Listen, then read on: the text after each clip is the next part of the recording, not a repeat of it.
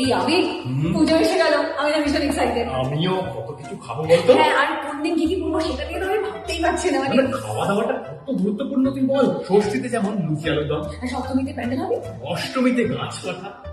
তুমি একটা পাঠা, তুমি একটা পাটা, তুমি একটা পাটা। কোথায় বলবি না একসঙ্গে অঞ্জলি দেবো, শাড়ি পাঞ্জাবি পরবো ম্যাচিং করে না। আচ্ছা তুই রাগ করিস না, দেখ আমরা কিন্তু দুজনে একটা খুব ইম্পর্টেন্ট জিনিস ভুলে যাচ্ছি। বলিস না যে কোটি কথার মানুষ।